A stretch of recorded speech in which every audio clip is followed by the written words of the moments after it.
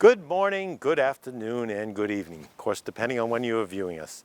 Welcome to Around Town with Dave Walsh, and I'm your host, Dave Walsh. As you know, our show covers the great events and happenings in the town of Stoughton and the folks who make those happenings happen. Today, we're out in the field. We're at the new fire station out on Prospect Street to give you viewers a tour of the new station. Lieutenant Tim Carroll and Captain O'Neill has graciously offered to give us a tour of the station today. Our Chief, Michael Carroll, is out on calls handling the wildfires that have been going on in the town of Milton currently, so he's been tied up to cover that. But as I said, Captain O'Neill and Lieutenant Tim Carroll have graciously offered to give us a tour. So with that, why don't we go in and we'll take a look at the station.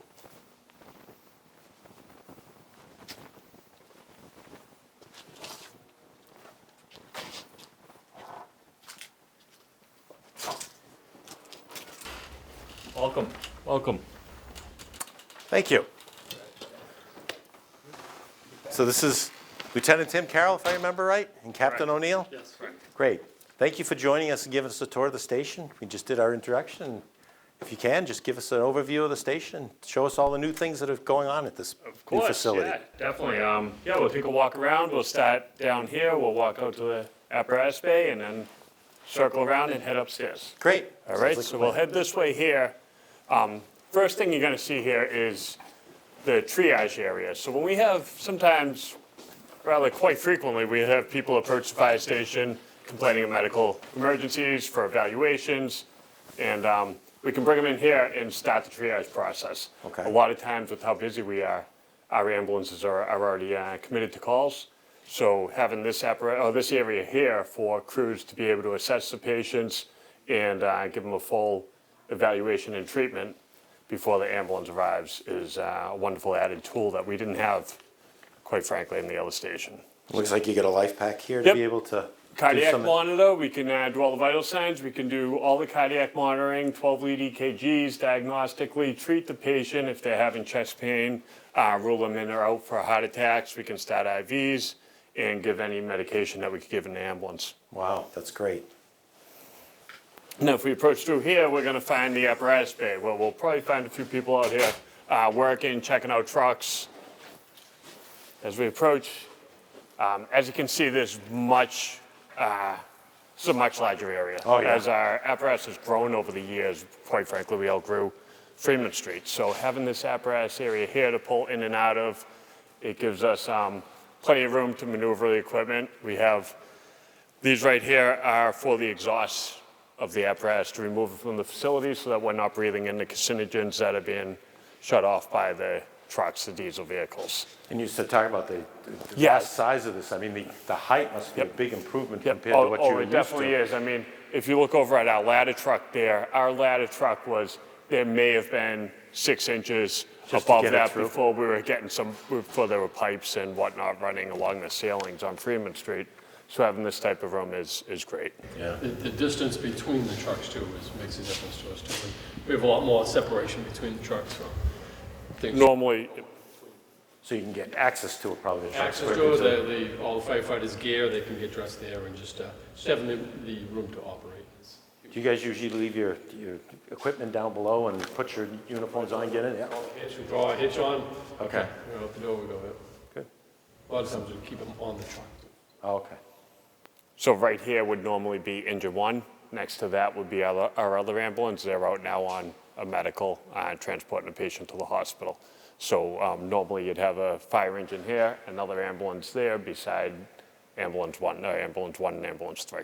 And if I understood you earlier, it sounds like you could even go on call over here as well. Yeah, so my engine's parked right out there. If we get a medical or a fire call, whatever we get, I'm going to have to offshoot and break off to the call. This is one of our newer vehicles too. It's a shift commander. We have 2 of these ones for training, and this one is for the shift commander, shift supervisor. So doesn't go out as often as the engine and the ambulance doing the medical calls, but still has a big role. And if you look right above your head there, you'll see our display screens. These display screens show us exactly where the incident is. Oh, okay. So you can see where they are right now. It also shows us not only where the incident is, but how close the buildings are together if we have fire calls, where our fire hydrants are, and This would allow us to have kind of a imprinted image in our mind as to where we're going, what this building's going to look like, where the fire hydrants are. Having this throughout, you'll see these screens throughout the station. Multiple screens. There's multiple screens. This is all controlled by dispatch. So when they dispatch us on a call, these screens pop up and show us the address. You'll see them when we approach upstairs and in some of the offices as well. That's really helpful. Each piece of apparatus is parked here, and the driver, it's the last thing he sees before he goes out the door is that screen, so it'll give him an idea of where he's going, how to get there, what he's going to face when he gets there. Now, the vehicles have GPS to help them as well, or is that just the knowledge they know the town?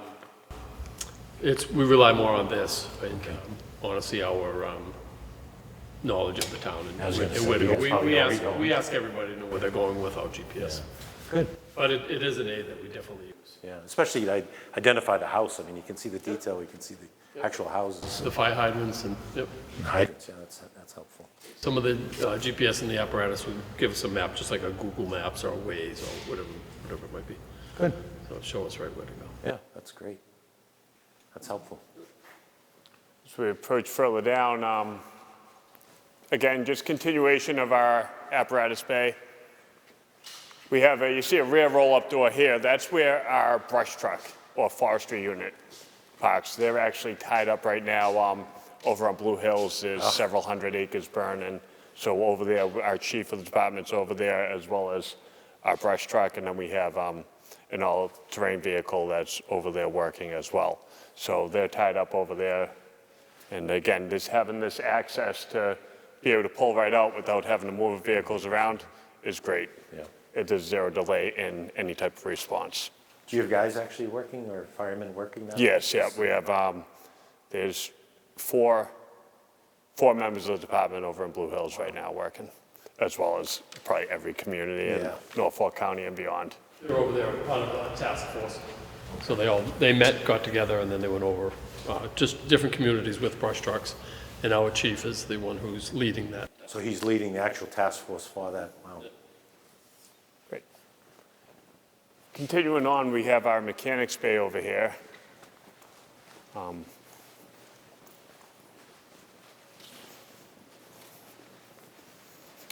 Obviously, as we're moving in, we're growing, we're developing into those roles, and this is just a apparatus bay for the maintenance department. As you can see, their ceiling's even larger.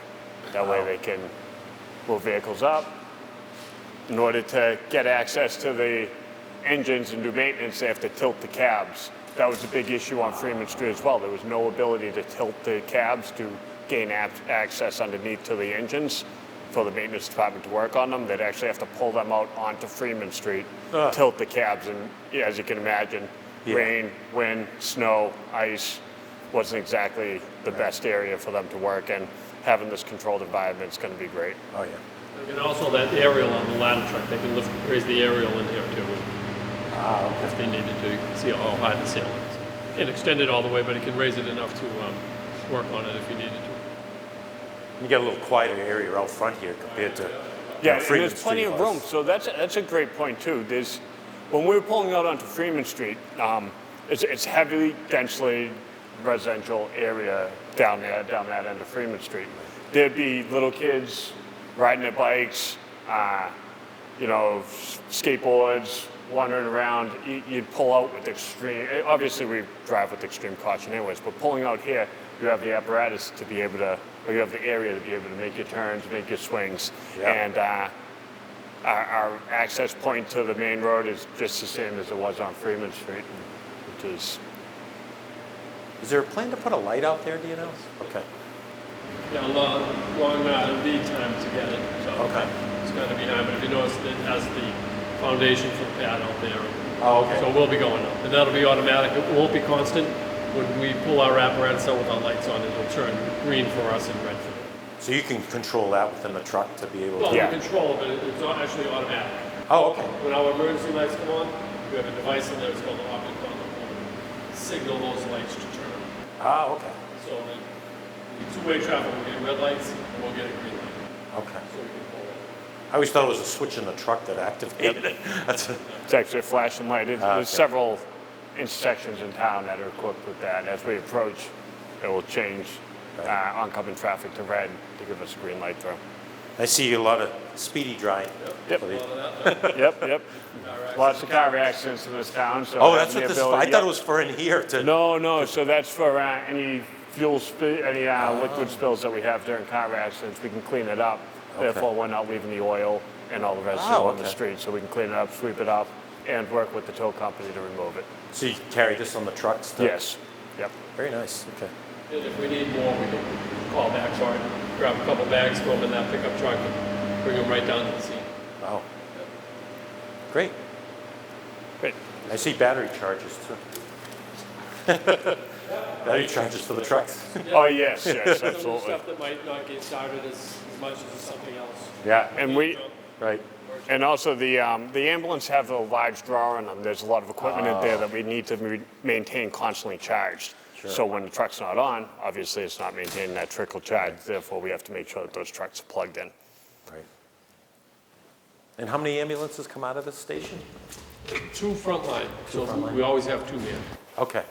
Wow. On some days, there'll be these, this ambulance and that one, and the 2 crews in there, there's 2 firefighter paramedics in each.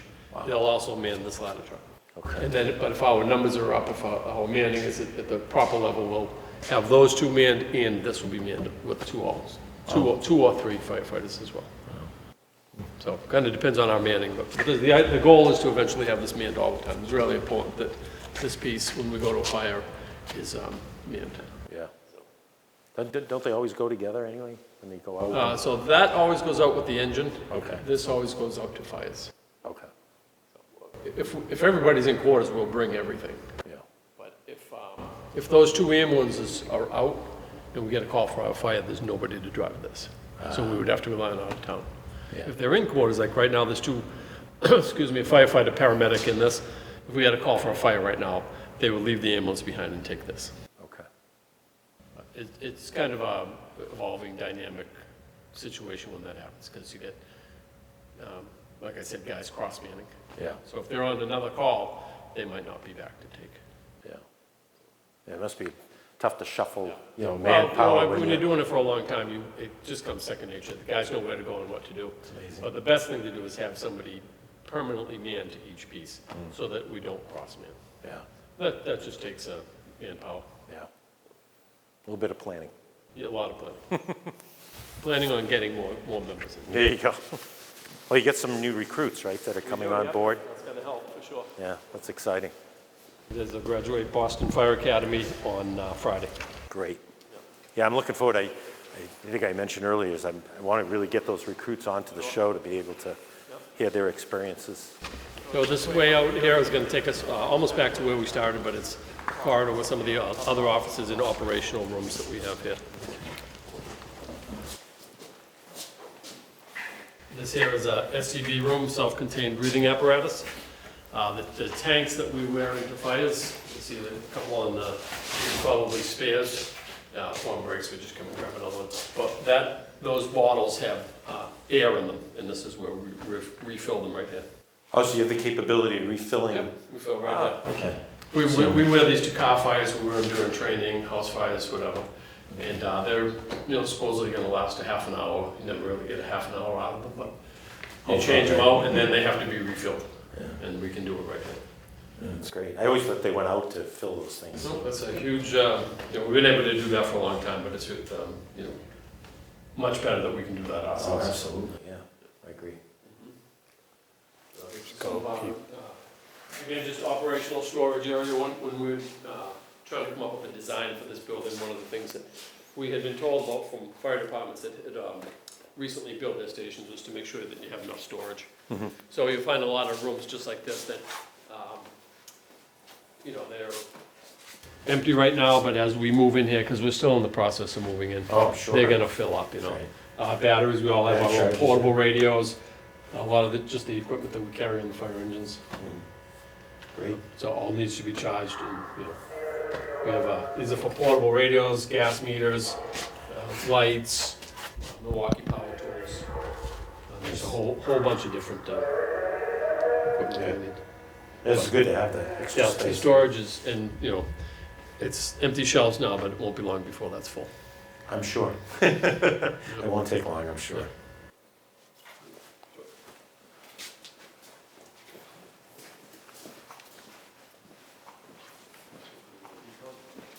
Yeah, turnout gear and then decon, or decon and turnout. So this is, so if we were to come back from a kind of hazmat call, even a fire, pretty much all the gear we have is contaminated with just the smoke from a fire or even worse.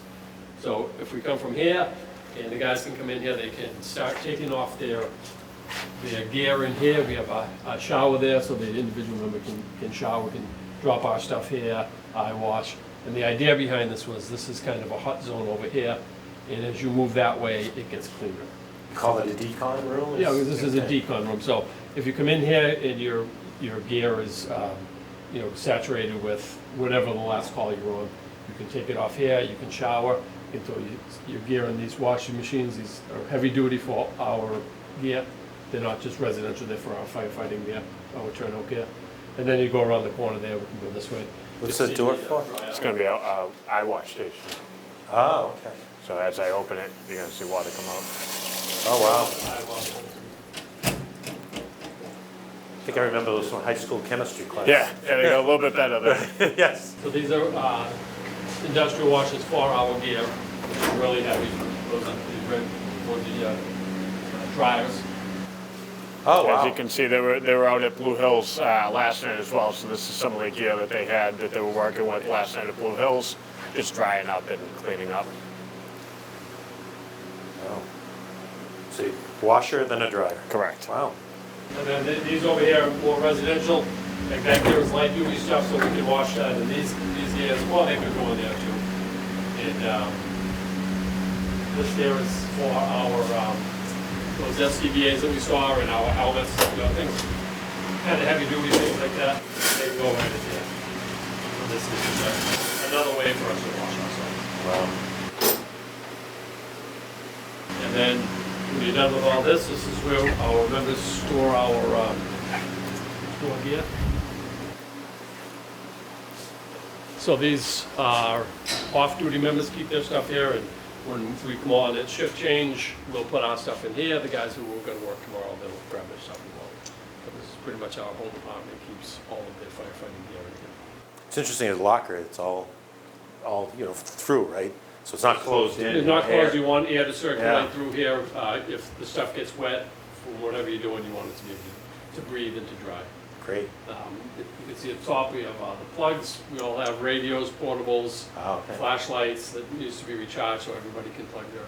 If they want to, they can plug it right there. So you can plug it in and charge it in the cage. Nice. When you're off duty, they're there when you come back for your next shift. Yeah. Good to go. That's great. That took some thinking. Again, we visited other departments, see what they did. Yeah. Took some ideas from other people who are more than willing to share all their ideas with us. Yeah. We fully expect to have people who are building their new departments come and see what we did. Yeah. I don't know.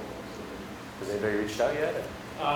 Nobody's actually come out, but we have had some departments that want to Great. set up field trips. Great. And then that door right there leads us back on the apparatus one. Okay. We go out this way here, this will bring us back down the corridor, some of the other operational rooms that we have.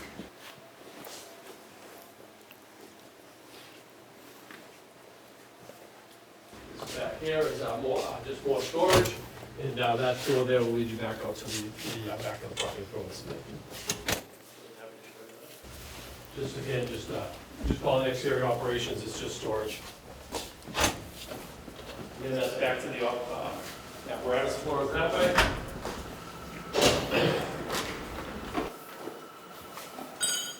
One of the things that we did do with this fire hydrant right here wasn't in the original plan, but if we want to do any training, we usually go to the dog pound down on West Street Yeah.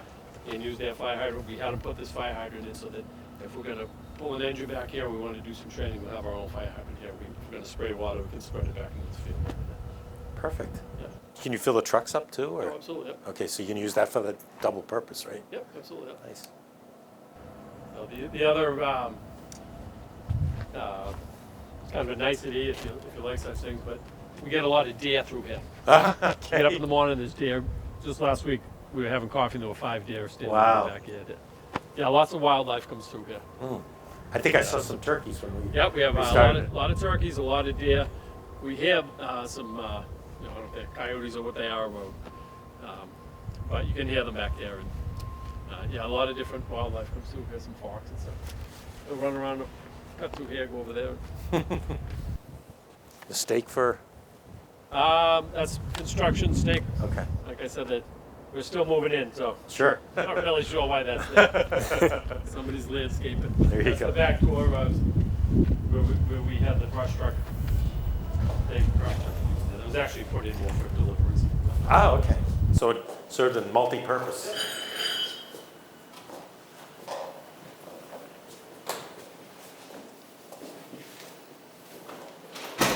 Back right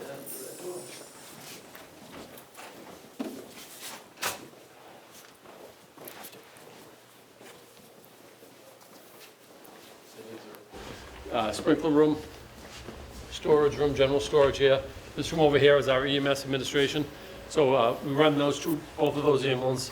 When they come back, the paramedics come back from a call, there's a lot of paperwork that goes along with that, a lot of medical stuff. And so we have storage in here, they can come in here, they can do their reports. So this is basically an EMS room, is pretty much what we call this. These cabinets are all for their equipment that they'll use in the ambulance. Yeah. More screens, Yeah. they're all the same. Perfect. Yeah. And they're all tied. They're all doing the Yep, same all the thing. same. Great, that's great. I see the straight boards. Yep, longboards for kind of back injuries, falls and things Yeah. like that. And all this stuff right here that you're seeing is just spare equipment.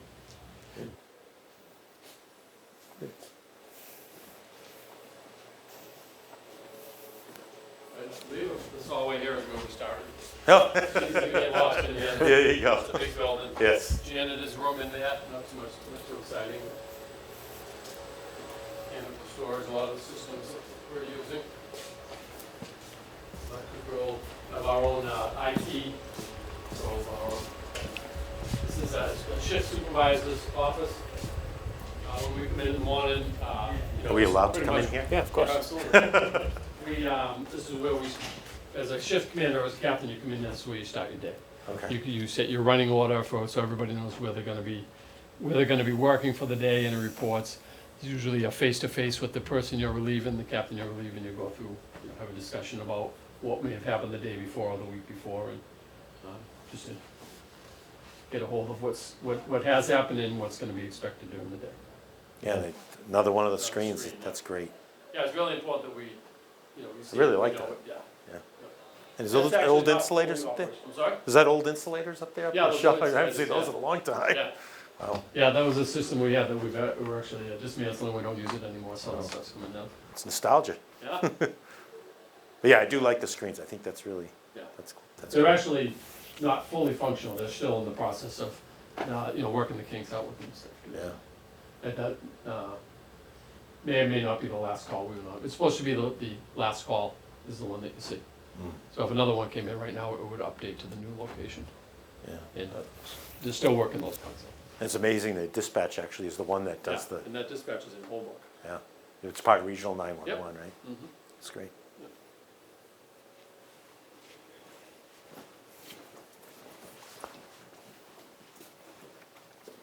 Down here is, this is just kind of a kitchenette. It can be used for our members that are on duty.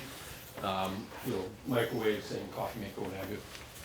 But it's also, this is a training room next door, so if we can have our own department training in here, or we can have outside training as well. Oh, okay. So if let's say we had the Mass Fire Academy in here and they were doing a class. Mhm. They could have the class, they'd take a break, they could come in here, utilize this. Great.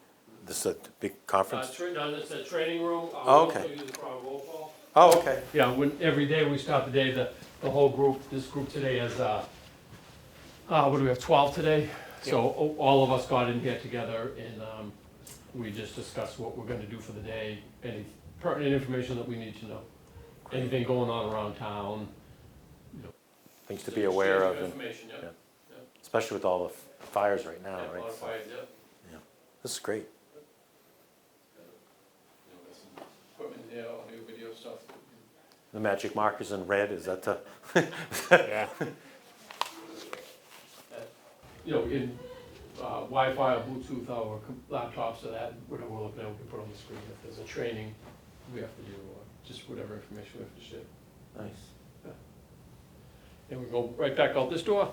It's where we started, and we can work our way Go upstairs. Okay, sounds good.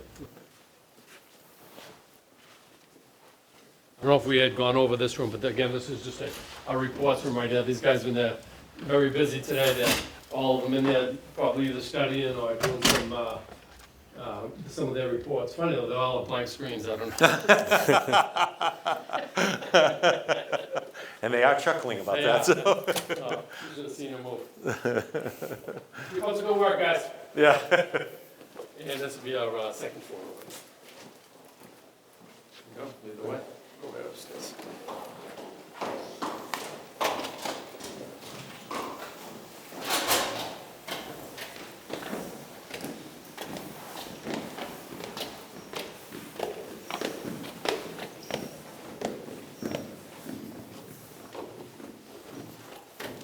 Careful your shoelaces.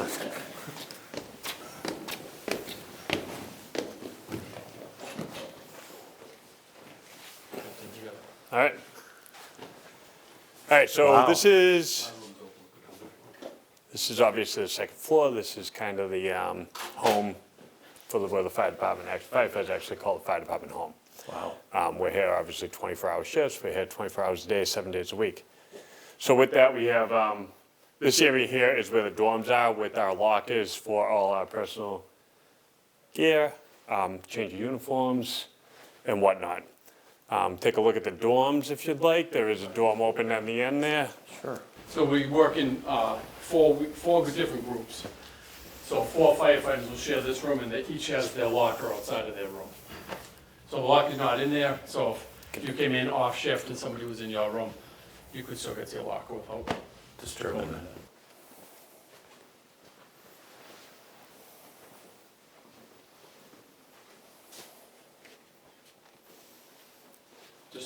They're all pretty Just much set a up the same. generic room. He has access to be able to speak with dispatch, as well as overhead page the whole station to gain information. This room's a little bit larger than the others. This is the captain's room.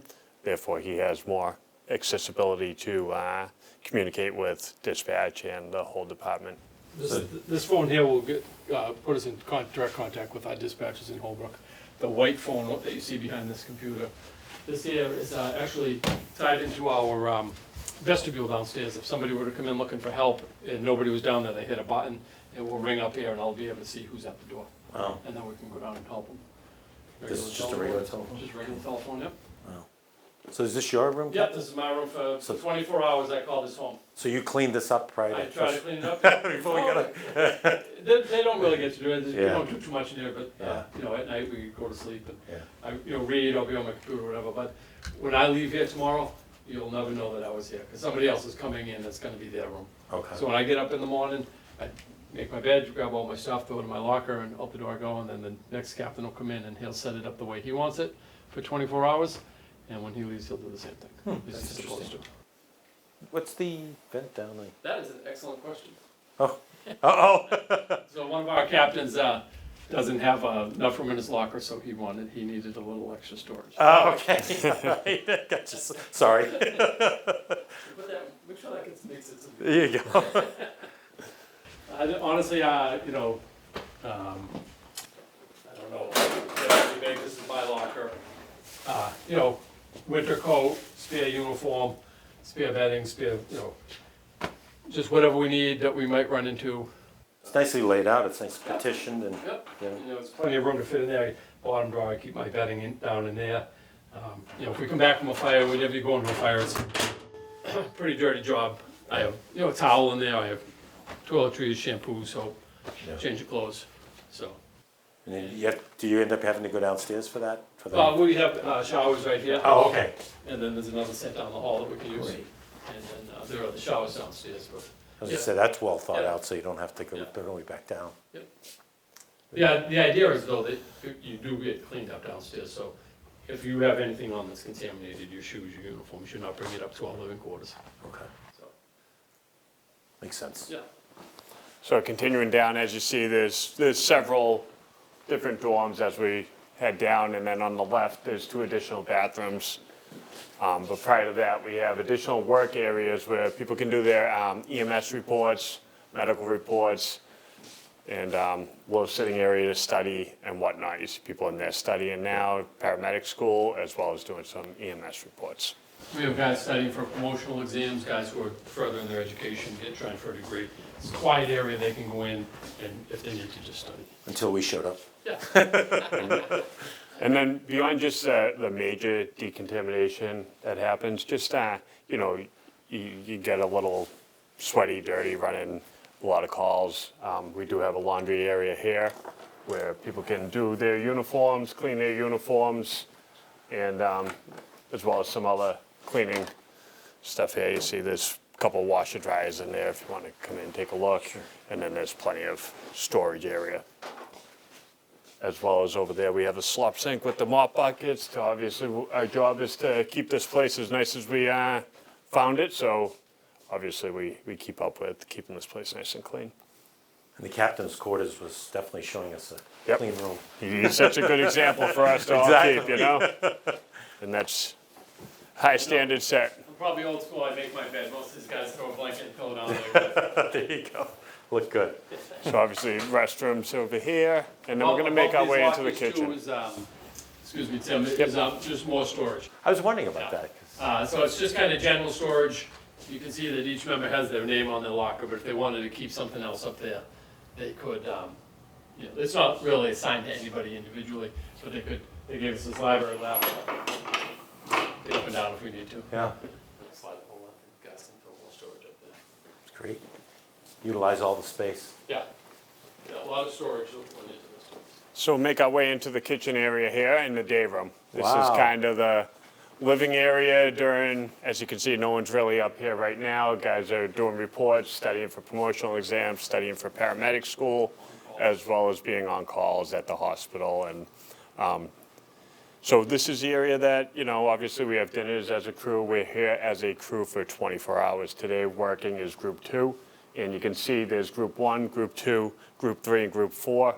We have all of our day-to-day needs in here. There's a refrigerator in there for milk, coffee, whatnot, as well as any other stuff we may need. So yeah, coffee up there, snacks, whatnot, and then our kitchen area.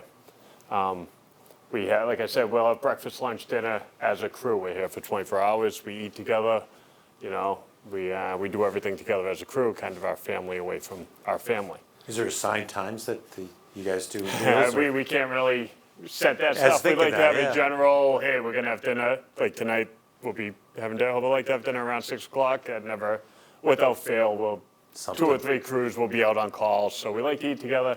It never really works out that way. But we filter in and out, guys eat, guys clean up, other guys coming in, you know, so yeah, we like to have an idea of when, but it never really works out. As you can see, since we've been here, people are in and out on calls and whatnot. Right. Like I was saying earlier, too, we work in groups of 4, so that's what the lockers are for. This was one of our ideas as firefighters, what we wanted to have. So each group has their own, kind of like a pantry. Where at Freeman Street, you know, we have about 60 firefighters here, around 60, all sharing 2 refrigerators, all sharing 1 countertop. And, Yeah.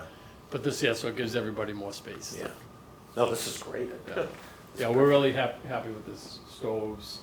Yeah. And then right here, we got this table. This table is was phenomenal. Built, yeah, it was built by one of our retired members, Steve Peck, firefighter Steve Peck. No He kidding. put this table together. This is custom, obviously, for Stoughton Fire. There's a lot of tradition behind the kitchen table in the fire service.